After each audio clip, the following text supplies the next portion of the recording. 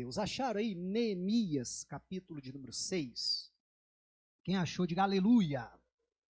Neemias 6, versículo 1. Antes de eu fazer a leitura até mesmo do texto, deixa eu te perguntar, você já se sentiu assim, cansado, fadigado, mas não aquele cansaço assim de um dia de trabalho, mas cansado às vezes assim, cansado da vida, sabe? Cansado de lutar, cansado às vezes enfrentar até mesmo as mesmas batalhas. Às vezes a gente chega e diz, eu estou cansado dessa situação, eu estou cansado disso. Alguém já se sentiu assim? Né? É mais fácil perguntar quem nunca, né? Se sentiu dessa maneira. Porque quantas vezes, né? E muitas vezes em momentos decisivos da nossa vida, aonde a gente precisava ali, sabe, estar com todas as forças, com toda a energia, com todo o gás, vamos dizer assim, para enfrentar aquela batalha, para enfrentar aquela luta, a gente já não tem mais fôlego, a gente já não tem mais energia, a gente já não tem mais aquele vigor, porque estamos cansados. E o grande problema é que às vezes nós estamos cansados porque a nossa energia ela foi roubada, ela foi drenada por outras coisas, às vezes até de importância infinitamente menor, amém? E que a gente gastou tanta energia naquilo ali, e quando a gente precisa de energia para usar naquilo que realmente é necessário, naquilo que realmente importa, às vezes a gente já não tem mais forças, já não tem mais energia para aquilo ali. É uma história que eu gosto demais, a gente não vai chegar a ver ela hoje, estudar ela hoje, mas 1 Samuel capítulo 31, a Bíblia narra quando Davi ele chega a Ziglag, encontra a sua cidade, a cidade onde ele morava, com os seus homens queimada, todos os bens roubados e todos os familiares deles levados cativos como escravos. E aí a Bíblia diz que eles chegam lá e começam a chorar e choram até não ter mais forças para chorar. E aí, até que Davi se levanta, pede uma palavra para Deus, Deus dá uma direção, persegue, alcançarás, tudo libertarás. E ele então sai com os seus homens para aquela batalha. Eram 600 homens. Só que a Bíblia diz que 200 pararam no meio do caminho. Por quê? Já preguei várias vezes isso aqui. Por quê? A Bíblia diz lá, por de cansados que estavam, não conseguiram ir adiante. Mesmo com uma palavra da parte de Deus, garantindo que se eles fossem em frente, eles iam libertar toda a sua família. Mas mesmo assim, o cansaço os venceu. Mas por que o cansaço os venceu? Porque eles estavam sem forças, porque estavam lutando uma batalha que não era deles. Lembra que Davi foi com seus homens lutar do lado dos filisteus contra os israelitas. E quando ele chega lá, os próprios filisteus olham para ele e dizem assim, sai daqui, essa batalha não é sua. E Davi vai embora. Quando Davi chega, 3 dias de caminhar depois, quando chega na sua cidade, já cansado da caminhada, na hora que ele precisava de todas as suas forças para aquela batalha que realmente importava, para aquela batalha que era dele, era uma batalha legítima dele, você está entendendo? Ele já não tinha forças, porque as suas forças haviam sido roubadas. E nós precisamos, então, e como eu disse, eu orei pedindo a Deus uma palavra, e creio que essa é uma direção para nós, né, para colocarmos assim como norte para a nossa vida em 2024, não só em 2024, mas quem sabe o resto da nossa vida, da gente tomar cuidado para não nos deixarmos ser roubados, para não deixarmos que coisas venham entrar e roubar a nossa energia. Você quer ver um exemplo? Surge um problema, e aí aquele problema surgiu, às vezes a pessoa gasta uma força tão grande para procurar o culpado, verdade ou não é? E se a pessoa gastasse aquela mesma energia para resolver, provavelmente o problema já estava resolvido. Mas em vez de gastar a sua energia, o seu tempo, a sua capacidade para resolver o problema, fica gastando sua capacidade para achar o culpado. Não, a culpa é da minha esposa. Não, a culpa é do meu pastor, coitado, é muito fraquinho. Não, a culpa é da igreja. Não, a culpa é dos meus pais. Não é assim? A culpa é desse, a culpa é daquele. E tantas outras coisas, e claro que eu não vou falar tudo e nem é essa a intenção, mas tantas coisas que a gente precisa observar se não está roubando a nossa energia. E aí, como eu dizia, e aí nos sentimos cansados, fadigados, e quando o cansaço vem, o desânimo acompanha, não é assim? Né? O desânimo vem junto, e às vezes estamos não tendo forças para enfrentar as batalhas que realmente importam. Bom, houve uma tentativa como essa contra o Neemias, e a gente vai ver isso. Neemias capítulo 6, versículo 1, diz assim: sucedeu mais que, ouvindo Zambalate, Tobias, Gesem, o arábio, e o resto dos nossos, o quê? Inimigos, que eu tinha edificado o muro, e que nele já não havia o quê? Brecha alguma, que eu estava tapando as brechas. Sabe que brecha é linguajar de crente, né? Gíria de crente. O irmão está dando brecha, não é assim? E ele estava decidido a tapar todas as brechas, já não havia brecha alguma. Ainda que até este tempo não tinha posto as portas nos portais. Zambalate e Gesem enviaram a dizer: vem e congreguemo-nos juntamente nas aldeias, no vale de Ono. Porém, o quê? Intentavam fazer-me mal. Enviei-lhes mensageiros a dizer, olha só, presta atenção nisso, estou fazendo uma grande obra, de modo que não poderei descer. Por que cessaria esta obra enquanto eu a deixasse e fosse ter convosco? Meu irmão, uma coisa importante é o seguinte, é a gente primeiro entender que Deus tem uma obra para cada um de nós fazermos, realizarmos. Amém. Isso é fundamental a gente entender. Outra coisa é que, entendendo o que Deus quer que eu faça, eu preciso ser o primeiro a valorizar isso. Se eu não valorizar aquilo que Deus me chamou para fazer, quem é que vai valorizar? Sabe, mas às vezes, Deus me deu uma obra para fazer, uma obra que talvez aos meus olhos é tão simples. Esses dias atrás eu pregava aqui na igreja que a Bíblia diz que Deus distribuiu os membros como quis, que o olho não pode dizer ao pé, eu não preciso de você, né? Que também não pode todo mundo querer ser olho, todo mundo querer ser ouvido, senão não tem corpo, né? Cada um na sua função. Meu irmão, e se a minha função dentro do corpo de Cristo, dentro da igreja, talvez seja algo que alguém diz, isso não é importante. Bom, mas para mim é, porque foi a obra que Deus me deu para fazer. Eu preciso ser o primeiro a valorizar aquilo que Deus me chamou para fazer. Porque se eu não valorizar, meu irmão, facilmente eu vou ser enganado. Mas também o que eu estou fazendo não é tão importante assim. Eu posso parar de fazer isso aqui para fazer outra coisa que alguém está falando. Que os Zambalates da vida, que os Tobias da vida estão falando. E a Bíblia já diz que eles eram inimigos, que eles intentavam fazer mal.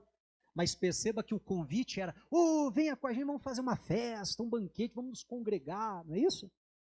Olha que coisa séria. Mas eram inimigos. Então, nós precisamos valorizar a obra que Deus nos chamou para fazer. E, meu irmão, muita coisa, eu vou falar em 2024, porque a gente está no último domingo do ano, né? Só para você entender, eu sei que vai ficar gravado, tem gente que vai assistir anos à frente, mas só para você entender, em 2024 vai ter muitas propostas como essa. E nós precisamos aprender a falar não. Às vezes a gente tem um grande problema em falar não. Não é verdade? E a dizer, olha, a obra que eu estou fazendo é muito importante. E eu não posso parar de fazer ela para ir fazer outra coisa. Eu preciso focar naquilo que Deus me chamou para fazer, naquilo que Deus me deu como alvo aqui, como missão. Amém? Não, mas olha, isso aqui é muito bom, isso aqui é muito legal. Pode até ser, mas a pergunta, por que a obra vai parar aqui para eu ir até aí? Não, a obra não pode parar. E é muito interessante, se a gente voltar um pouquinho para o capítulo 4, Neemias capítulo 4, versículo 8, desde o capítulo 4 eles já estão tramando a coisa, eles já estão se combinando, né? Olha o que diz aqui o Neemias 4, 8. E ligaram-se entre si todos. Todos quem? Todos aqueles que a Bíblia ali na frente vai citar, o Zambalate, o Tobias e tal. Todos aqueles ali, eles fizeram uma aliança entre eles. Para quê? Para virem atacar Jerusalém e para os desviarem do seu intento. Segunda coisa que eu quero lhe chamar a atenção. Meu irmão, entenda que tem muitos ataques que vêm com uma única intenção: nos desviar do nosso intento. Qual que era o intento deles? A missão que Deus deu: reconstruir os muros de Jerusalém, tapar todas as brechas, não era isso? E aí eles falaram assim: olha, vamos atacar Jerusalém. Mas a intenção é destruir Jerusalém? Não, a intenção é causar algum dano, é causar algum mal. Não, a intenção é só uma: vamos atacar eles para que eles fiquem tão preocupados com esse ataque e deixem de fazer a obra e se desviem do intento, daquilo que Deus dirigiu, direcionou para fazer. E você já notou que isso é muito comum? Deus coloca no teu coração um exemplo: você orar, você interceder pela tua família. Aí você começa a orar. Já viu que vem luta para tudo que é lado? E por que daquelas lutas? O que a Bíblia está dizendo aqui? Por que daquelas lutas?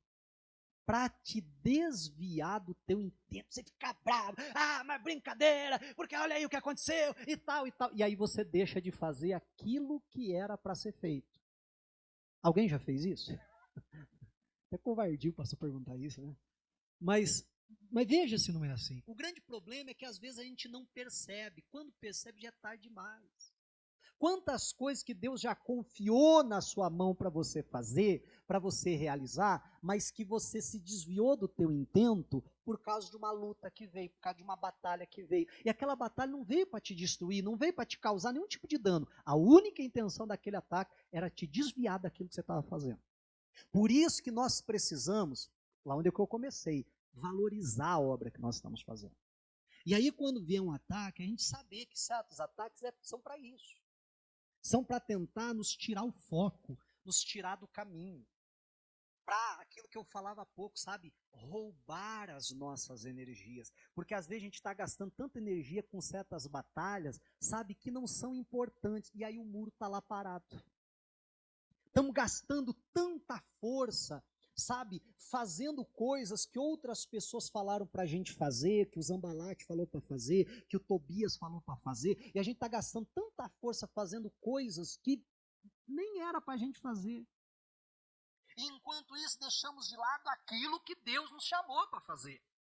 E nós precisamos, então, entender essa estratégia do inimigo.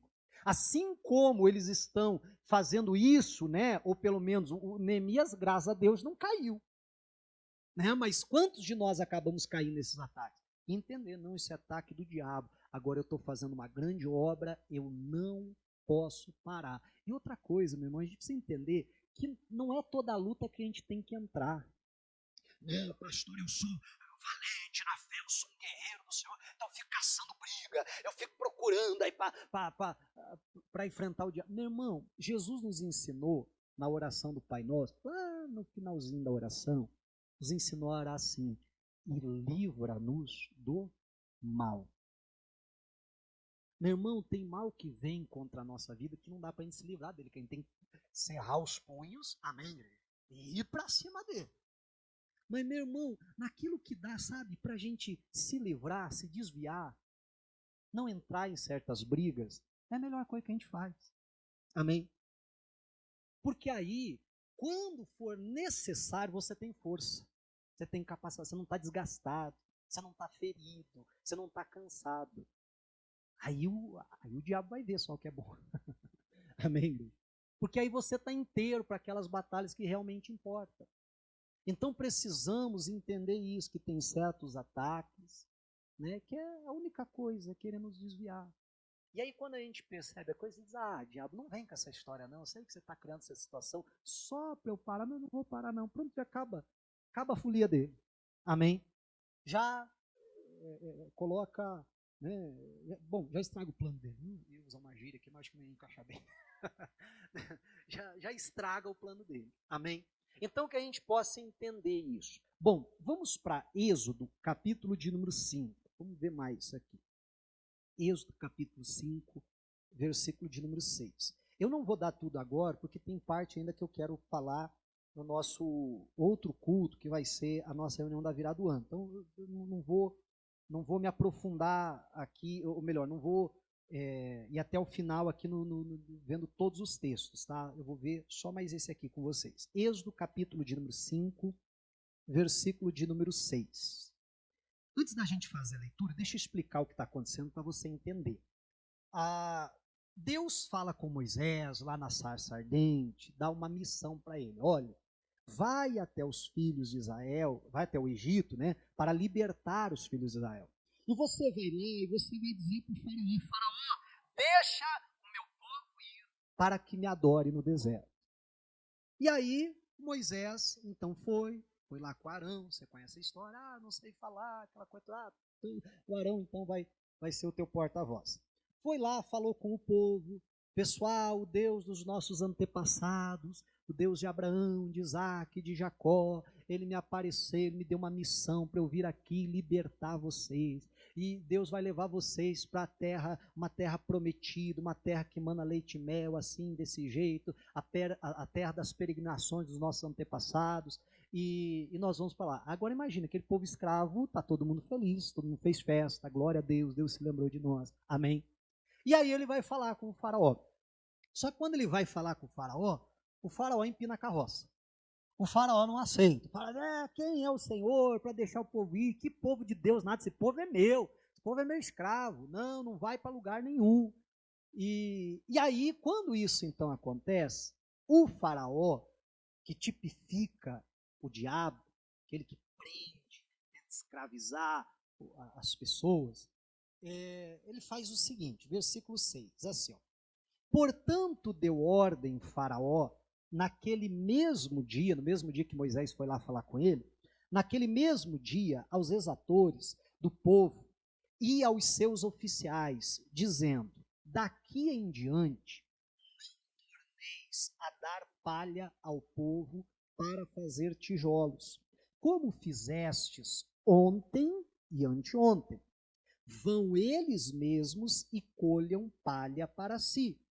E lhes imporeis a conta dos tijolos que fizeram ontem e anteontem. Nada diminuireis dela, porque eles estão ociosos. Por isso clamam, dizendo, vamos, sacrifiquemos ao nosso Deus.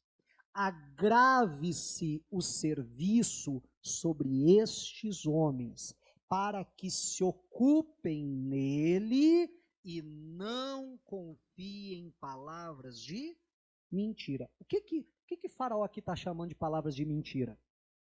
A palavra de Deus. Não é isso? Aquilo que Deus mandou Moisés ir lá e falar com o povo. Agora, olha a estratégia de Faraó, que novamente eu repito, que tipifica o diabo, Satanás.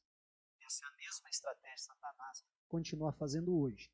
Eles querem sacrificar Deus, eles querem adorar Deus. Vamos fazer o seguinte, vamos tacar trabalho nessa turma. Vamos ocupá-los mais, para que eles não deem ouvidos a essas palavras. Faraó chama as palavras de mentira. Nós sabemos que é a palavra de Deus. Meu irmão, Faraó, ou melhor, o diabo mudou a estratégia dele? É mesmo. Você vai lá e convida alguém, olha, vamos para a igreja, vamos para um culto. Qual que é a desculpa número 1 que você ouve? Eu não tenho tempo. Não sei se você nunca percebeu, mas a pessoa por tabela está te chamando de desocupado. Não é verdade? Por tabela ela está dizendo, não, você que é desocupado, você tem tempo para ir para a igreja. Eu não. Eu sou muito ocupado, eu não tenho tempo. Mas você perceba que a desculpa número 1 é, eu não tenho tempo. Aí você vai falar com a crentarada, olha aqui, com a crentarada, né? Com aquele que é convertido, aceitou Jesus, batizou nas águas e tal, está firme com Cristo. Aí você diz, ô irmão, ô irmã, aí o pastor chega aqui e diz, olha gente, nós estamos recrutando irmãs para participar do ministério infantil. Aí o que você ouve? Então, até queria, mas... O que é a história? Não tenho tempo. Não é assim? Pessoal, a gente vai montar aqui o grupo de evangelismo para a gente falar de Jesus para as pessoas. Ô irmão, por que você não participa? Ah, pastor, até queria, mas não é assim? Não tenho tempo. E assim, é o que você mais ouve. Né? Não só, entenda, não só para a pessoa vir para a igreja, para a pessoa se converter, mas até aqueles que já estão, às vezes não assumem um chamado que Deus tem para a pessoa. Aí eu vou dar esse exemplo, um tapar brechas, amém? Um levantar muro, que é a nossa missão, que é aquilo que Deus nos chamou. Por quê? Porque está ocupado com tantas outras coisas. Você já viu, meu irmão, quanta coisa que a gente faz hoje? Quem não vou falar mais velho, quem é mais experiente, né, vai poder falar com muito mais propriedade do que eu. Antigamente a vida era muito mais simples. Sim ou não? Muito mais simples. Se tinha muito mais tempo. Era muito comum a família pegar uma cadeira, colocar lá do lado de fora, ou numa varanda, ou lá na calçada, sentar lá a família inteira e ficar conversando. Hoje em dia você passa e vê alguém dizer, desocupado ali. Mas mudou o conceito. Mas aquilo trazia uma proximidade para a família. Né? Aí a gente vê muitas pessoas hoje meu irmão, que não sabe desenvolver uma conversa. Que não sabe conversar. A maioria das crianças hoje não sabe conversar. Não consegue interagir. Por quê? Porque é só celular, televisão, tablet, sei lá mais o quê. Mas não é assim. E às vezes não tem aquela questão sabe, de conversar, de interagir e tal. Então a vida era muito mais simples. Eu não estou dizendo abaixa a internet, vamos voltar lá para o tempo. Não é isso. Né? Todas essas ferramentas são muito boas. Mas a gente precisa tomar cuidado, porque às vezes, sabe, é tanta coisa que ocupa o nosso tempo, e aí para aquilo que é necessário, a gente não tem tempo. Às vezes não tem tempo para parar, para pegar a Bíblia, para ler. Meu irmão, manda uma mensagem, a pessoa ainda ouve põe no 2 ali, para mais rápido. Não é assim? Porque não... Ah, não, meu Deus. E assim, se a mensagem te conter mais de 7 linhas, já dá preguiça da pessoa ler. Mas não é assim? Se o áudio é um pouquinho mais comprido, não, já põe no 2 já, né? E tem gente que você põe no 2 a pessoa fala normal, né? Tem gente que você põe no 1 que parece que está no 3. mas esses dias atrás alguém me mandou áudio, eu fui fazer isso para colocar no rápido. Ah, não, esse aqui não dá, esse aqui tem que ouvir no 1, porque no 1 ele já fala no já fala no 2, esse aqui não dá para acelerar. Mas não é verdade? Meu irmão, e aí, para aquilo que é essencial, para as coisas de Deus, nós não estamos tendo tempo. E aí não percebemos que aquilo ali é uma estratégia do diabo, sabe, para roubar as nossas forças. Quantas vezes você até teve vontade de orar, até dobrou o joelho, mas estava tão cansado que foi uma oraçãozinha meia boca. Alguém já fez isso? Que covardia de novo perguntar, né, Maia? Sabe, porque estava tão cansado, com a cabeça cheia de tantas outras coisas, que ele não consegue nem se concentrar para falar com Deus. E aí, sabe, tudo isso vai nos roubando, vai nos roubando, vai nos roubando. E para aquilo que é essencial, vai ficando em segundo plano. Que a gente possa levar a sério aquilo que a Bíblia diz. A palavra de Deus diz: buscai ao Senhor em primeiro lugar e a sua justiça. E o quê?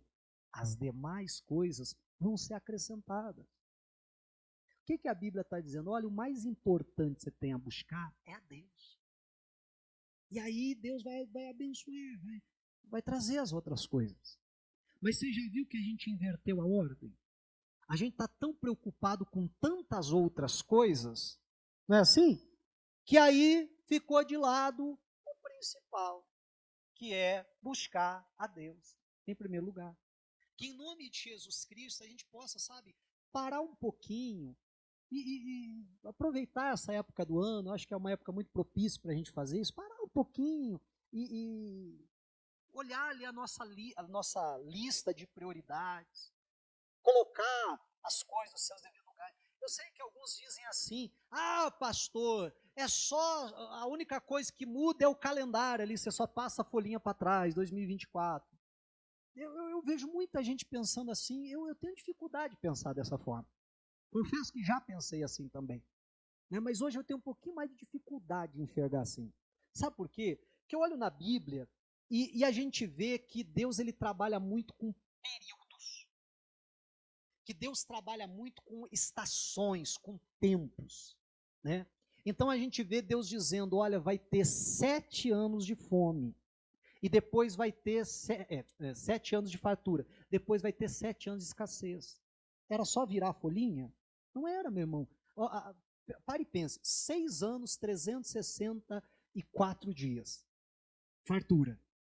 No dia seguinte, amém? Não sei o que aconteceu lá, mas no dia seguinte já começou a escassez. Foi só uma mudança de folhinha? Não foi. Foi uma mudança de tempo. Todo ano há uma mudança de tempo? Calma, também não vamos exagerar. Amém? Mas que Deus trabalha com, sabe, mudança de tempo. Deus, como a Bíblia diz, estabelece reis e derruba reis. Que Deus, ele trabalha com estações, que Deus muda os tempos e muda as estações. Então, sabe, muitas vezes na Bíblia é sinalizado dessa forma, com anos. Há pouco eu falava dos israelitas lá como escravos. Deus disse para o Abraão, olha, a tua descendência vai ficar 400 anos lá. Depois desse período vai sair. Quando chegou lá, era só virar folhinha? Não, era uma mudança de tempo.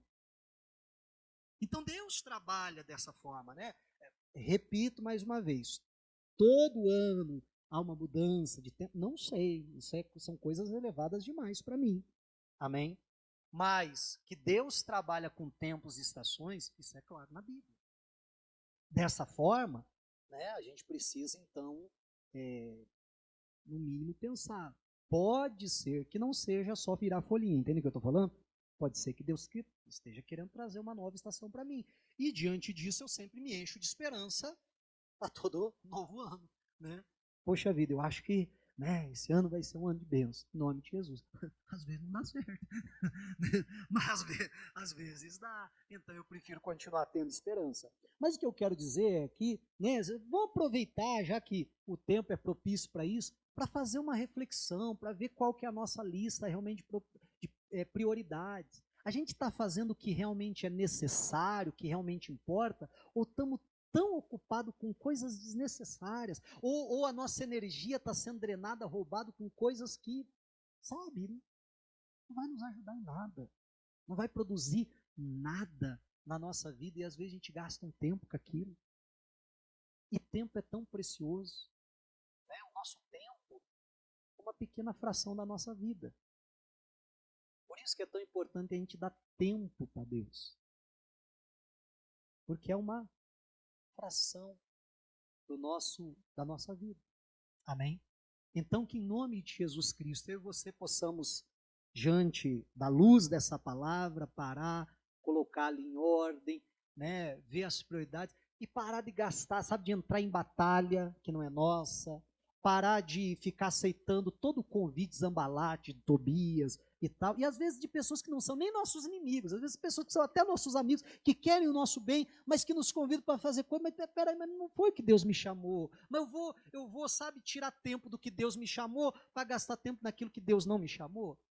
Então, vê a nossa lista de prioridades, vê se a gente não está assumindo muita responsabilidade, pegando muita coisa para fazer, se ocupando demais, que isso é estratégia do diabo, deixar a gente tão ocupado que a gente não tem mais tempo para Deus. Amém? E lembrar que tem batalhas que vêm simplesmente por um motivo, para tentar nos distanciar, para tentar nos afastar do nosso intento. Não, Deus me chamou para isso, é isso que eu vou fazer. Amém? Diga a glória a Deus e vamos aplaudir a Jesus.